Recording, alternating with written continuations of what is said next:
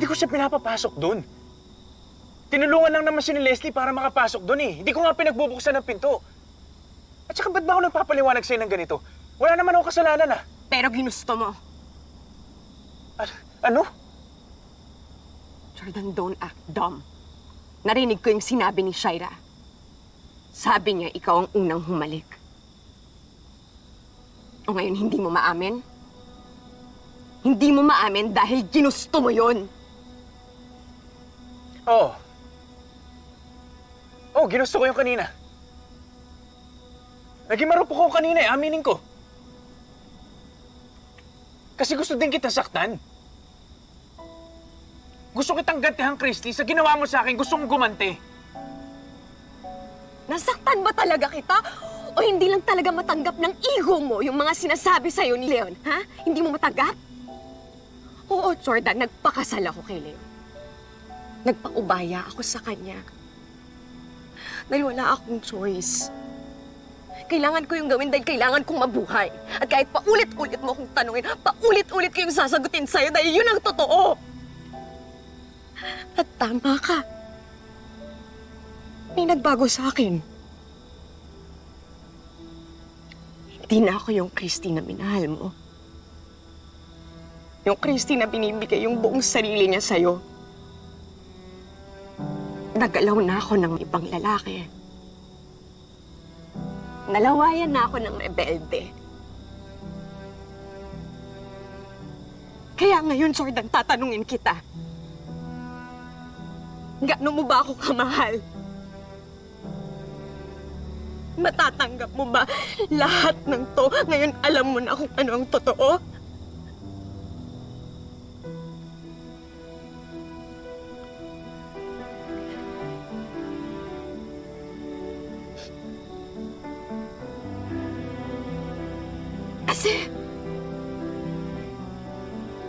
Kasi kung hindi, tingin ko ito na dulo natin.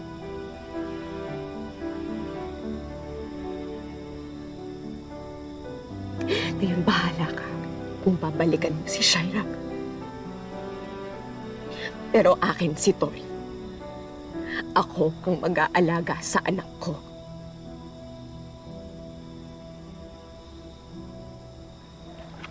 Wait.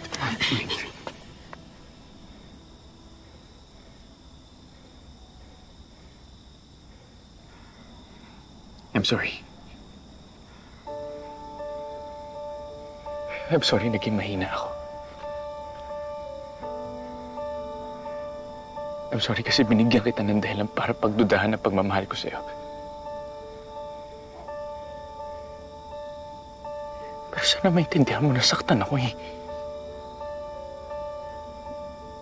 Kahit na gusto kitang paniwalaan, gusto kong makinig sa'yo. Hirap. Ang daming pumapasok sa utak ko. Kasi ang buong akala ko, akin ka lang eh. Akin ka lang ng buong buo, sa akin ka lang.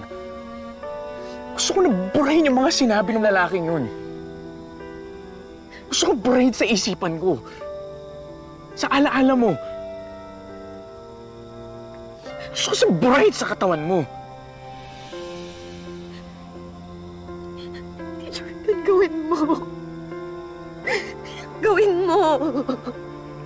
Kasi ikaw lang ang makakatulong sa akin na mabura lahat ng masamang alaala. Dahil, Jordan, sa'yo lang ako. Sa'yo lang ako.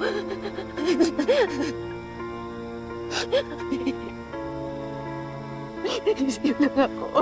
Sa'yo lang ako. Okay, sa'yo lang ako. Sa'yo lang ako. Hindi siya bibitawan, siya ay ipaglalaban ko. Akong siyang nauna, akin lang ang asawa ko. Dapat sa akin, para sa akin siya. I love you.